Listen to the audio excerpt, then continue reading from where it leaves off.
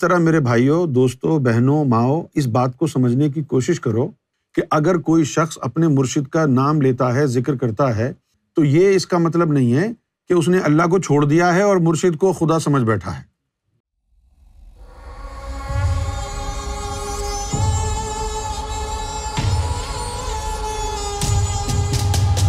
بلکہ اللہ تک جلد از جلد پہنچنے کے لیے وہ مرشد کے نام کا بھی ورد کر رہا ہے، حضور پر درود بھی پڑھ رہا ہے، غوث پاک کی منقبت بھی پڑھ رہا ہے کہ ان ہستیوں کی طرف سے بھی ان کو نور ملنا شروع ہو جائے اور اس کا جو سفر ہے وہ جلد سے جلد طے ہو جائے۔ اب جب آپ لال شہباز قلندر کا نام لیں گے تو ان کی توجہ ہو جائے گی نا، اور خاص طور پر اس وقت جب ان کو یہ پتا ہوگا کہ یار اللہ کی بارگاہ تک پہنچنے کی خاطر یہ ہمیں پکار رہا ہے، پھر تو وہ ہر حال میں مدد کریں گے۔ آپ اگر یہ کہیں نا جی مجھے اسکوٹر چاہیے، مجھے کار خریدنی ہے، غوث پاک کار دلا دو، لال شہباز قلندر کار دلا دو، ایسی فضولیات پر وہ توجہ نہیں دیتے ہیں۔ لیکن جب وہ دیکھتے ہیں کہ ایک بندہ جلد از جلد اللہ کو پانے کے لیے ہمیں بھی پکار رہا ہے، غوث پاک کو بھی پکار رہا ہے، ولیوں کو بھی پکار رہا ہے، تو وہ فوراً مدد کو آتے ہیں۔ اب جیسے نظام الدین اولیاء تھے، نظام الدین اولیاء جو تھے مرشد کی تلاش میں تھے، بہت سفر کیا مرشد کی تلاش میں، پھر آخر میں ان کو پتہ چلا کہ اجودھن جو کہ اب پاک پتن کہلاتا ہے، پاکستان کا حصہ ہے، وہاں پر ایک بزرگ ہوتے ہیں، انہی کے بہت اعلیٰ بزرگ ہیں بابا فرید۔ جب ان کے بارے میں ان کو پتہ چلا تو نظام الدین اولیاء نے اس دن سے اپنے ہونے والے مرشد کے نام کی تسبیح پڑھنا شروع کر دی۔ ہمارا مسئلہ کیا ہے کہ اگر کوئی شخص دیوبندی ہے، وہابی ہے، تو وہ دیوبندیوں اور وہابیوں کی نقل کردہ احادیث کو ہی مستند اور صحیح سمجھے گا۔ آج جو سب سے بڑا مسئلہ ہے نا، فرقہ واریت کی وجہ سے جو نقصان پیدا ہوا ہے اور لوگوں کو روحانی تعلیم نہیں ہے، طریقت کا علم نہیں ہے، اور چھوٹی چھوٹی باتوں کو، ولیوں کی، فقیروں کی چھوٹی چھوٹی باتوں کو ایشو بنا کے پیش کرتے ہیں اور فتوے لگاتے ہیں کفر کے اور زندیقی کے اور نہ جانے کیا کیا خرافات بکتے ہیں۔ اس کی وجہ یہ ہے کہ ان لوگوں نے ان اکابرین کی کتب سے استفادہ حاصل نہیں کیا کہ جو عام طور پر جن کو ہم اکابرین دین کہتے ہیں ان سے بھی افضل و اعلیٰ تھے شریعت میں، جیسے کہ جنید بغدادی رحمۃ اللہ علیہ۔ جنید بغدادی رحمۃ اللہ علیہ تو قاضی شہر بھی تھے۔ جنید بغدادی رحمۃ اللہ علیہ سے زیادہ شریعت کون جانتا ہے؟ یہ جنید بغدادی وہی ہیں جنہوں نے منصور حلاج کو سولی پہ چڑھا دیا تھا۔ اب جنید بغدادی کا واقعہ سن لے کیا ہے کہ جنید بغدادی کا ایک مرید دریا میں ڈوبنے لگا تو اس نے اپنے مرشد کو پکارا کہ مرشد مجھے بچاؤ، میری مدد کرو۔ تو جنید بغدادی جو ہیں ظاہر ہو گئے اور کہا کہ بیٹا میرا ہاتھ پکڑ لو اور تم یا جنید کہو اور میں اللہ اللہ کہوں گا۔ تو انہوں نے ہاتھ پکڑ لیا اور وہ دریا میں ساتھ ساتھ جو ہے چلنے لگے۔ شیطان نے مرید کے دل میں وسوسہ ڈالا کہ یار یہ میرا مرشد جو ہے دریا سے باہر نکلنے کے لیے اللہ کا ذکر کر رہا ہے، اللہ کا نام لے رہا ہے، تو میں بھی اللہ کا نام لیتا ہوں۔ جیسے ہی اس نے اللہ کا نام لیا وہ ڈوب گیا۔ پھر اس نے مرشد کو پکارا، پھر مرشد آئے اور کہا کہ تم کو تو میں نے کہا تھا کہ میرا نام لو، تم نے اللہ کا نام کیوں لیا؟ اس نے کہا جی میں نے آپ کو دیکھا، آپ اللہ اللہ کہہ رہے تھے تو میں نے سوچا میں بھی اللہ اللہ کہوں۔ جنید بغدادی رحمۃ اللہ علیہ نے فرمایا کہ تیری رسائی مجھ تک ہے اس لیے میرا نام لے، میری رسائی اللہ تک ہے اس لیے میری بات اللہ تک پہنچ رہی ہے۔ اب یہ حقیقت جاننے کے بعد آپ کو کہانی پوری سمجھ میں آ جائے گی۔ اچھا، اسی بات کو اگر کوئی وہابی اور دیوبندی اور آج کا بریلوی کہے گا تو پھر آپ کو کہے گا دیکھو جی انہوں نے جو ہے نا اللہ کو چھوڑ دیا اور اپنے مرشد کو خدا بنا رکھا ہے، اللہ کا نام کیوں نہیں لینے دیتے اس کو۔ یہ وہ لوگ ہیں جن کو یہ بات سمجھ میں نہیں آتی کہ جس کی رسائی جہاں تک ہے وہیں تک اس کی جو ہے پکار پہنچے گی، وہیں تک اس کی جو ہے نا آؤٹ کرائے پہنچے گی اور پھر مدد ہوگی۔ تو راہ سلوک میں چلتے ہوئے مرشد کے نام کا ذکر کرنا بہت زیادہ ضروری ہے اس راستے میں ترقی کے لیے اور جلد از جلد منزل تک پہنچنے کے لیے۔ تو ایک تو بڑا جو نقطہ ہے وہ یہ ہے کہ مرشد کے نام کی مالا جپنے سے نور بنتا ہے جس سے ہماری روحانی پرورش اور زیادہ جلدی ہو جاتی ہے۔ دوسرا یہ ہے کہ بندے کو مرشد سے محبت ہو جائے اور محبت میں اس کا نام لے، اس کا تو پھر ٹھکانا ہی کچھ اور ہے کیونکہ ہم نے تو یہ دیکھا ہے اوپر کے سیاح گاہوں میں کہ جس نے ایک دفعہ بھی پیار سے اپنے مرشد کا نام لے لیا وہ جہنم میں نہیں جا سکتا۔ بہت سے لوگوں نے آ کے سرکار کو یہ کہا کہ سرکار ہم اللہ کرتے ہیں، اللہ اور اللہ کرتے کرتے خود بخود یا گوہر ہو جاتا ہے۔ تو سرکار نے فرمایا کہ اگر خود بخود دل سے یا گوہر نکلتا ہے تو اب تم اس میں کیا کر سکتے ہو، لیکن تم جان بوجھ کر کے نہ کرو۔ ایک تو ہوتا ہے نا ارادتاً نیتاً آدمی ذکر کرتا ہے کہ بھئی میں نے مرشد کے نام کا ذکر کرنا ہے۔ شروع میں ابتدائی طور پر سرکار نے اس سے منع فرمایا کہ ارادتاً نہ کرو، ہاں اگر خود بخود ہو جاتا ہے تو پھر ہونے دو۔ اور پھر آہستہ آہستہ ایک وقت یہ بھی آیا کہ سرکار نے وہ جو خود بخود اللہ یا گوہر میں چینج ہو جاتا ہے اس کا راز بھی بتا دیا۔ ابو دھابی میں سرکار سے ایک شخص نے یہ بات کہی اور اس نے بڑے ڈرتے ڈرتے بہت ہی روحان سی ہوتے ہوئے جیسے رونے والی صورت بنائی ہوئی ہے اور کہنے لگا کہ سرکار مجھے معافی چاہیے، میں خدا کی قسم اللہ کا ذکر کرتا ہوں لیکن خود بخود جو ہے وہ یا گوہر میں تبدیل ہو جاتا ہے، میں کیا کروں، اگر مجھ سے غلطی ہو رہی ہے تو مجھے معاف فرمائیں۔ تو اس وقت پھر پہلی دفعہ سرکار نے اس راز سے عوامی سطح پر پردہ ہٹایا۔ یعنی عالم جبروت تیسرا عالم ہے، ایک تو حصہ ہے جس کو ہم کہتے ہیں کونیا، اور ایک عالم ہے ذاتی۔ تو جو کونیا کے عالمین ہیں، کونیا کیوں کہتے ہیں اس کو، وہ امر کن سے بنے، تو وہ جو تین عالم ہیں، عالم ناسوت، عالم ملکوت، عالم جبروت، یہ ہیں مخلوق کے لیے، کیونکہ عالم جبروت کا تعلق انسان کی روح سے ہے، بس یہی آپ کا ٹھکانہ ہے، عالم جبروت انسان کا ٹھکانہ ہے۔ تو یہاں تک تو انسان آرام سے جا سکتا ہے، اس کے بعد بیچ میں بہت بڑا گیپ ہے، اور گیپ کے بعد جو ہے وہ جو عالم شروع ہوتے ہیں وہ ہیں ذاتیہ، اللہ کے ہیں، انسان کے نہیں ہیں۔ تو اس کے بیچ میں گیپ اس لیے بنایا ہے تاکہ کوئی جو ہے اللہ کے عالم میں نہ اس کی آواز پہنچے نہ وہ خود پہنچ سکے، رسائی نہ ہو۔ اور یہ جو کہتے ہیں کہ ہم ڈائریکٹ اللہ سے مانگیں گے، اگر ان کو پتہ ہوتا کہ حقیقت کیا ہے تو کبھی بھی نہیں کہتے کہ ہم ڈائریکٹ اللہ سے مانگیں گے، کیونکہ یہ اللہ کا قانون ہی نہیں ہے۔ اب جیسے آپ کرائے کے اوپر مکان آپ کو چاہیے تو آپ کیا کرتے ہیں، آپ کسی اسٹیٹ ایجنٹ کے پاس جاتے ہیں، اسٹیٹ ایجنٹ کے تھرو جو ہے پھر آپ کو وہ مکان ملتا ہے، اسٹیٹ ایجنٹ جو ہے لینڈ لارڈ کو بتاتا ہے۔ اسی طریقے سے یہاں پر اللہ تعالیٰ نے ایک سسٹم بنایا ہے کہ اگر کسی کو مجھ تک پہنچنا ہو، اگر کسی کو مجھ تک اپنی عبادتیں بھیجنی ہوں تو کوئی وسیلہ تلاش کرے، جیسے کہ حکم بھی ہے قرآن شریف میں، یا ایھا الذین آمنوا اتقوا اللہ وابتغوا الیہ الوسیلہ وجاہدوا فی سبیلہ۔ اچھا، اب 1,24,000 پیغمبر آئے ہیں تو ان میں سے 99% تو ایسے تھے جن کو روحانی تعلیم تھی ہی نہیں، تو اب ان کی امتوں کی عبادتیں اوپر کیسے جائیں گی، بیچ میں تو گیپ ہے۔ اس کے لیے اللہ تعالیٰ نے انتظام فرمایا کہ بھئی ملائکہ کے سردار جبریل تک پہنچ جائے، پھر جبریل کونیا کے عالمین سے اس عبادت کو ذاتیہ میں لے آئے گا۔ یہی وجہ ہے کہ قرآن مجید نے واضح طور پر واشگاف الفاظ میں یہ بیان کیا ہے کہ جس کو جبریل سے پرابلم ہے اس کو اللہ سے پرابلم۔ کیوں کہا کہ تمہاری عبادتیں جاتی جبریل کے ذریعے تھیں، اگر آپ نے جبریل سے پنگا لے لیا تو پھر آپ کی عبادتیں اوپر کیسے جائیں گی؟ تو 1,24,000 پیغمبر آئے ہیں تو ان کی امتوں کی عبادات کو اوپر پہنچانے کے لیے جبریل کی وہاں پر ڈیوٹی عالم جبروت میں اللہ نے لگا دی کہ عبادتیں آئیں تو تم ان کو ریسیو کرو اور پھر تم ہمارے پاس لے آؤ۔ جبریل کو وہاں پر اس لیے ٹھہرایا گیا کہ تعلیم باطن حاصل نہیں تھی، کسی نبی کو تعلیم حاصل نہیں تھی، یہ تو کوئی نبی اس قابل نہیں تھا کہ عرش الہی تک پہنچے، لہٰذا جبریل کو اللہ تعالیٰ نے وہاں بٹھایا۔ لیکن جب سرور کائنات حضرت محمد مصطفیٰ صلی اللہ علیہ وآلہ وسلم تشریف فرما ہوئے تو جبریل کو اللہ تعالیٰ نے وہاں سے ہٹا دیا، اور پھر وہاں پر نبی کریم صلی اللہ علیہ وسلم کا ایک جثہ مبارک اس مقام پر براجمان ہو گیا کہ اب جو بھی عبادتیں ہوں گی وہ محمد صلی اللہ علیہ وسلم کے وسیلے سے اللہ تک پہنچیں گی۔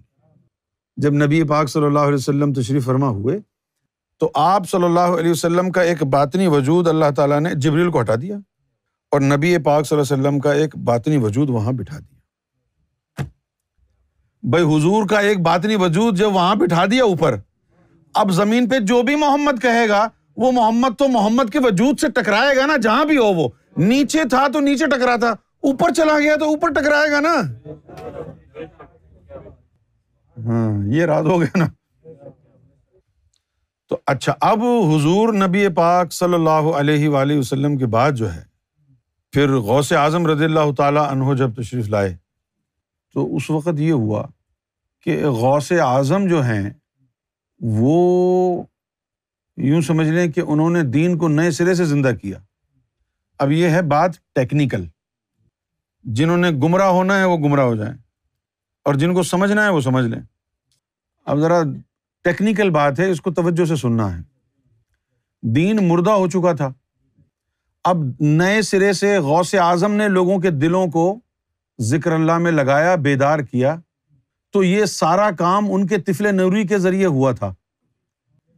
ہاں، تو جب اس میں ذات کا بیج ایک نئے طفل نوری کے ذریعے لوگوں کو ملا ہے، لہٰذا ٹیکنیکلی ان کے طفل نوری کو اوپر بٹھایا جانا تھا، کیونکہ نئے سرے سے دین زندہ ہوا ہے نا۔ اگر 20-25% پہلے کے رہ جاتے حضور کے دور کے، اور پھر انہوں نے آ کے 60-65% کرنے ہوتے تو پھر وہی چلتا رہتا، لیکن ایک بھی ذاکر قلبی نہیں بچا تھا، سب ختم ہو گئے تھے۔ غوث اعظم نے دوبارہ اس تعلیم کو یعنی عام کیا اور امت کو دوبارہ زندہ کیا، تو جس نے زندہ کیا پھر اس کے اس وجود کی ڈیوٹی وہاں لگا دی گئی، کیونکہ اسی کے ماننے والے زمین پر تھے نا سارے، تو اسی کا وسیلہ چلتا، تو پھر غوث اعظم کا آ گیا وجود باطن وہاں پر۔ بس جب غوث اعظم کا آ گیا تو اس ہی بات میں ان کی یعنی بادشاہت ہے کہ ان کا وہ باطنی وجود وہاں تھا، اسی کی بنیاد پر کہا گیا کہ میرا جو قدم ہے وہ تمام ولیوں کی گردن پر ہے۔ اور پھر سرکار سے میں نے یہ سنا کہ ایک دفعہ غوث پاک وضو فرما رہے تھے تو اوپر سے ایک جو ہے نا چیل گزر رہی تھی اڑتی ہوئی، اس نے بیٹ کر دی، غوث پاک کے کپڑوں پہ جا کے گری، وہ بیٹ، گندے ہو گئے کپڑے۔ تو آپ نے یوں کر کے آسمان کی طرف دیکھا اس چیل کو، تو آپ نے یوں کر کے دیکھا تو اس چیل کی گردن کٹ کے گر گئی، اور وہ گردن کٹ کے گر گئی چیل کی، تو اب غوث پاک جو ہے وہ افسردہ ہو گئے اور رونے لگے۔ اب جب غوث پاک رونے لگے تو آپ کے مریدین جو ہے وہ آگے آئے اور انہوں نے اپنی طرف سے تسلی دینے کی کوشش کی اور کہا کہ حضور یہ تو مردار جانور ہے، مر گیا، اب آپ کیوں روتے ہیں اس کے لیے؟ غوث پاک نے کہا کہ میں کون، ان کے لیے تھوڑی رو رہا ہوں، میں اس مردار جانور کے مرنے پہ تھوڑی رو رہا ہوں۔ حضور پاک کی امت میں ایسے لوگ بھی آئیں گے اب آگے چل کے کہ جو میری بدخوئی کریں گے، برائی کریں گے، جب وہ میری برائی کریں گے تو ان کے ایمانوں کی گردن اس طرح کٹ کٹ کے گرے گی۔ اچھا، اب وہ ایمان کی گردن کٹ کٹ کے گرتی کیسے ہے؟ پہلی بات تو یہ ہے کہ جس کے ذریعے تمہاری عبادت اوپر جائے گی اللہ کے پاس، اس کو تم جو ہے اس کی غیبت کرتے ہو، اس پہ بہتان لگاتے ہو، اس کی مخالفت کرتے ہو، تو اب تمہاری عبادت تو لے کے کوئی جائے گا نہیں نا، تو تمہاری عبادت یہیں گھومتی رہے گی۔ ایک دن آئے گا کہ تمہارا دل سے نور خارج ہو جائے گا اور تم گمراہ ہو جاؤ گے، ایمان کی گردن کٹ گئی۔ تو میں نے خود سرکار کی بارگاہ سے سنا، خود اپنے ان کانوں سے، سرکار نے فرمایا کہ جو بھی بندہ امام مہدی کے آنے سے پہلے غوث پاک کو نہیں مانتا تھا، حضور اس کو امت سے خارج کر دیتے، اسلام سے خارج ہو جاتا تھا۔ تو مرشد کا جو ذکر ہے، مرشد کا ذکر خیر و برکت کے لیے بھی ہوتا ہے، اور اگر وہ ذکر حضور کی ذات کا ہو تو وہ خیر و برکت نہیں بلکہ محمد رسول اللہ کا ذکر بھی اللہ کی عبادت ہے۔ اچھا، اب ایک تو میں نے بتایا نا کہ مرشد کا ذکر خیر و برکت کے لیے ہوتا ہے، لیکن محمد رسول اللہ کا ذکر خیر و برکت کے لیے نہیں ہے۔ محمد کہنا ایسا ہی ہے جیسے اللہ کہنا، صلی اللہ علیہ وسلم۔ اب آ جائیے سیدنا امام مہدی سرکار گوھر شاہی کی بارگاہ میں۔ غوث پاک نے اس میں ذات کی کنجی امام مہدی کے حوالے کر دی۔ جب امام مہدی اس دنیا میں تشریف لائے تو یہ بات تو حدیثوں میں بھی لکھی ہے کہ گھپ اندھیرا ہوگا، جس کو ہندو دھرم والے کیا کہتے ہیں؟ کل یگ۔ کل یگ کا مطلب ہوتا ہے کہ زمانہ جو ہے اس کے اوپر ڈارکنیس پریویل کر رہی ہے۔ It's all dark, everybody is a prince of darkness. جتنے بھی گروز ہیں، جتنے بھی پنڈت ہیں، جتنے بھی اولیاء بن کے بیٹھے ہیں، they're all princes of darkness۔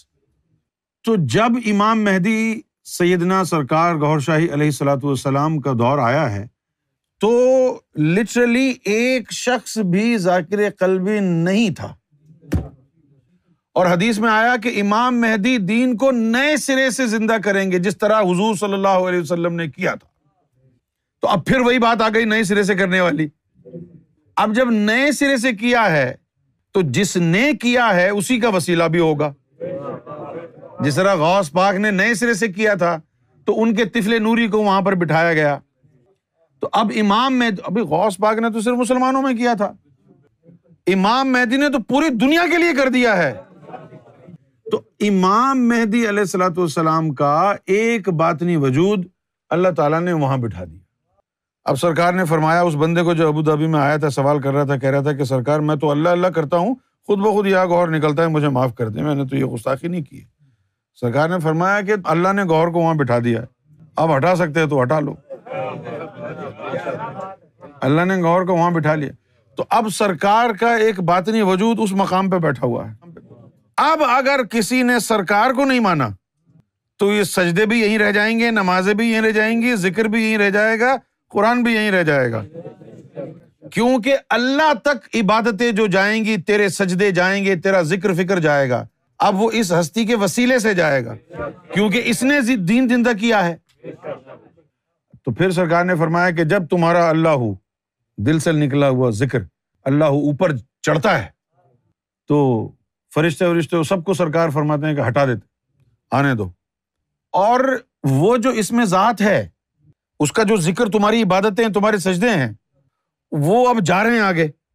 اب آگے جب جا رہے ہیں تو سمجھو کہ آگے دریا ہے، اور دریا سے گزرنے کے لیے آپ نے برج پہ سے جانا ہے، تو وہ برج ہے امام مہدی گوھر شاہی۔ اب تمہاری عبادتیں، تمہارے سجدے اوپر پہنچے تو سارے جا کے امام مہدی کے اس باطنی وجود سے ٹکراتے ہیں۔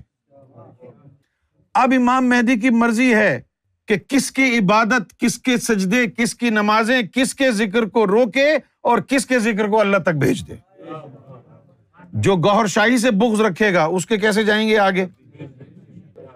اس لیے فرمایا کہ پوری کائنات، پوری انسانیت کی نجات جو ہے وہ سیدنا امام مہدی گوھر شاہی کے قدموں میں۔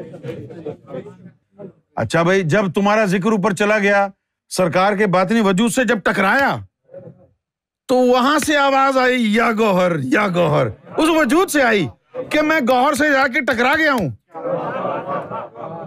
یہ تو ریسیٹ ہے، جس طرح آپ نے پیسے دیے ہیں اس کی ریسیٹ آپ کو مل گئی کہ بھائی وصول ہو گئے پیسے، اسی طرح آپ کا اللہ ٹکرایا، سرکار نے آگے بھیج دیا، پھر یا گوھر کا ذکر شروع ہو گیا کہ گوھر نے تیرے اللہ کو آگے بھیج دیا ہے، گوھر نے تیرے سجدے، تیری نمازیں اللہ تک پہنچا دی ہیں۔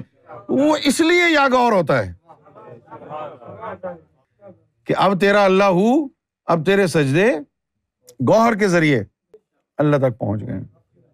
اس لیے سرکار نے فرمایا کہ تم خود اپنی طرف سے نہیں کرنا، تاکہ تصدیق ہو سکے۔ خود بخود ہوگا تو اس کا مطلب ہے کہ اللہ نے تیرا ذکر قبول کر لیا ہے، اللہ کی ذات تک پہنچ گیا ہے تیرا ذکر، تیرا سجدہ، تیری نماز۔ اس لیے فرمایا تو خود نہیں کرنا۔ بھئی اب اگر خود لوگ تم کرنا شروع کر دو گے تو پھر یہ اس بات کا پتہ کیسے چلے گا کہ یہ جو یا گوھر ہو رہا ہے یہ اس کی تصدیق ہے یا خود بخود ہو رہا ہے؟ اگر تم خود نہیں کرو گے اور پھر ہوگا تو پھر آپ سمجھ جاؤ گے یہ تو وہیں سے آ رہا ہے، قبولیت کی نشانی ہے یہ۔ اب ہمارے ساتھ کیا ہوا؟ ہم نے بھی سن لیا سرکار سے کہ خود نہیں کرنا، خود بخود ہو تو ٹھیک ہے، تم خود نہیں کرنا۔ اب سرکار نے ایک دفعہ مجھے بھیجا عالم جبروت۔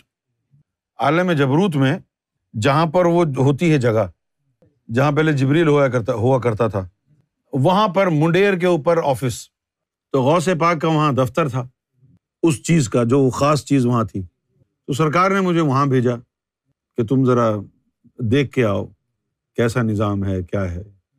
تو میں گیا وہاں، تو سیدنا غوث اعظم رضی اللہ تعالیٰ عنہ نے سارا ایکسپلین کیا۔ تو میں نے پوچھا کہ یہاں جو ہے جب ذکر پہنچتا ہے، کسی کا سجدہ پہنچتا ہے، ذکر پہنچتا ہے، تو وہ ایک دفعہ پہنچ جائے تو یہ تصدیق کافی ہے، یا ہر نماز میں جب بھی سجدہ کرے آدمی انتظار کر رہے کہ قبول ہوگا تو یا گہر کی آواز آئے گی؟ تو غوث پاک نے فرمایا کہ ایک دفعہ اگر آواز آ گئی تو اس کا مطلب ہے اب ہر سجدہ پہنچ جائے گا، اب انتظار کی ضرورت نہیں ہے۔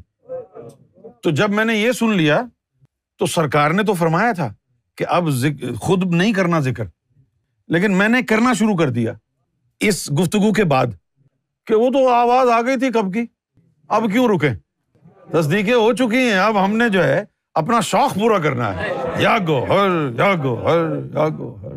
آواز ایک دفعہ آ گئی ہے، یہ تھوڑی کہ ہر نماز کے بعد بیٹھ جائیں انتظار کرتے رہیں کب آواز آئے گی، کب پتہ چلے گا۔ ایک دفعہ کنفرم ہو گیا، بس وہ ہو گیا کنفرم، اب ذکر کرنا ہے۔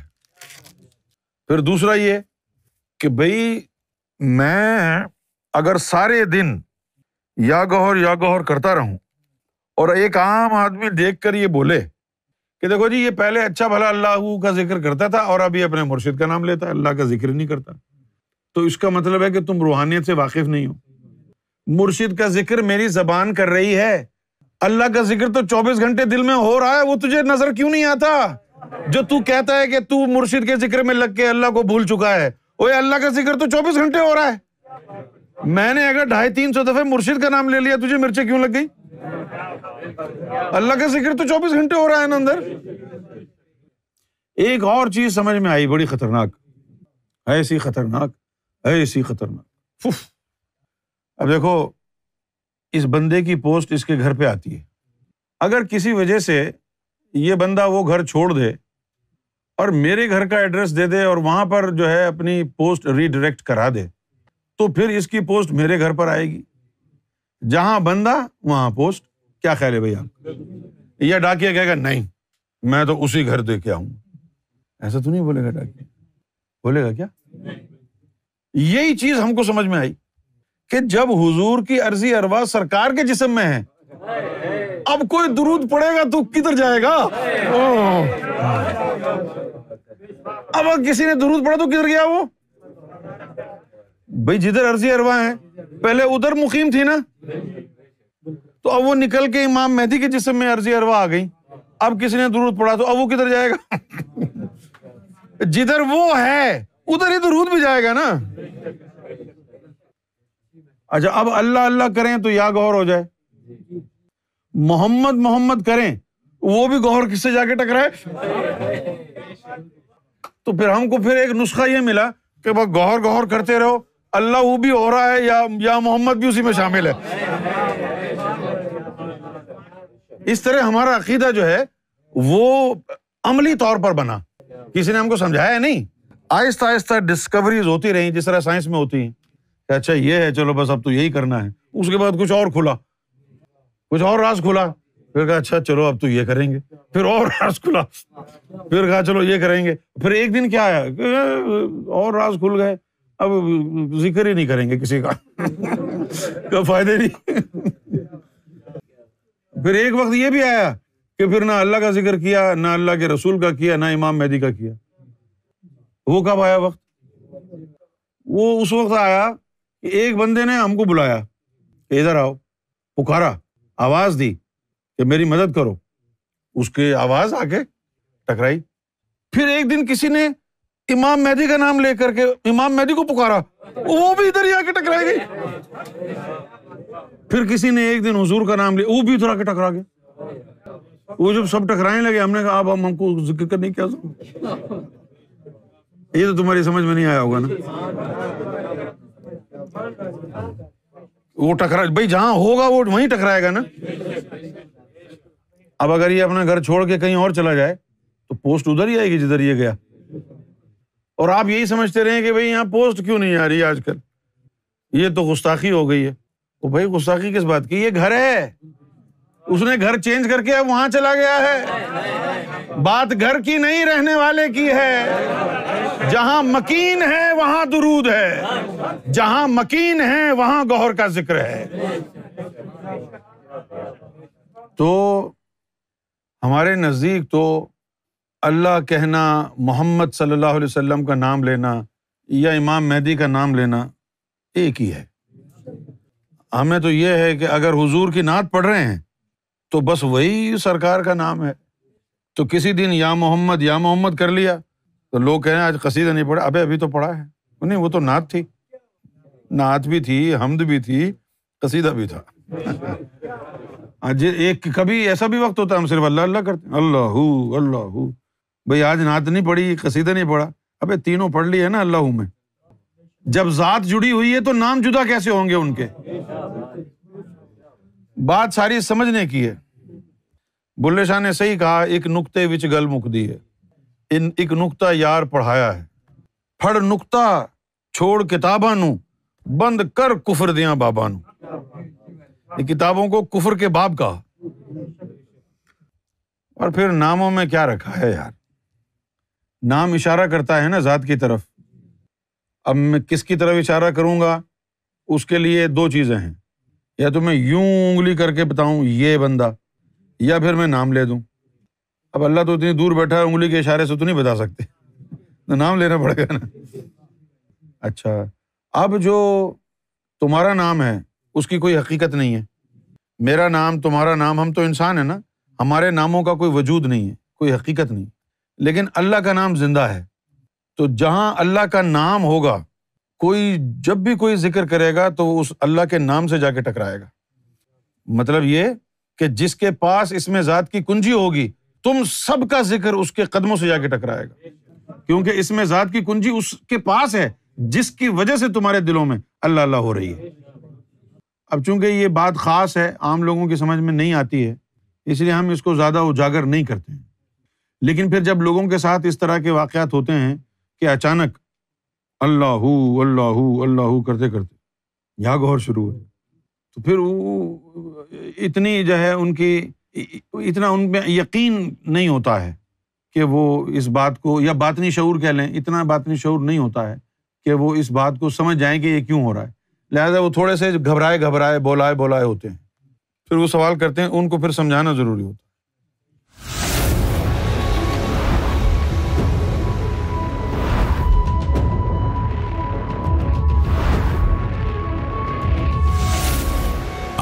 TV, the place to connect with God.